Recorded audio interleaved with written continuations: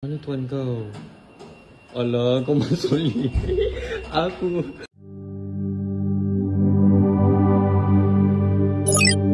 Gelagat seorang rider penghantar makanan mencuit hati ramai apabila didatangi penumpang tak dijangka semasa menaiki lift. Dalam video yang dirakamnya, ketika hendak menaiki lift untuk menghantar makanan, seekor anjing tiba-tiba muncul dan selamba ikut masuk ke dalam lift bersamanya. Rider tersebut yang jelas terkejut dan cuak turut panik apabila anjing tersebut seakan cuba mendekatinya. Ramai yang terhibur dengan reaksi spontan rider berkenaan dan menyifatkan situasi itu sebagai scene paling tak dijangka. Apa-apa pun momen spontan ini mampu mengundang komen terhibur netizen menonton.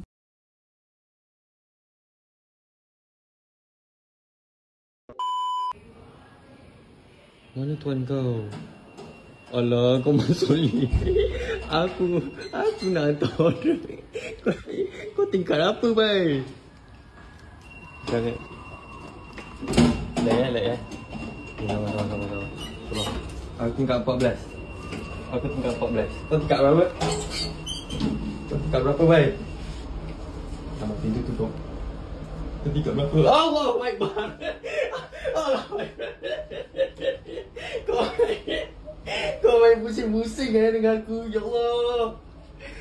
Ya Allah.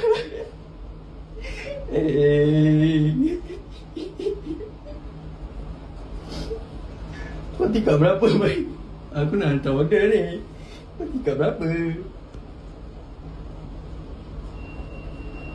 Keluar lah.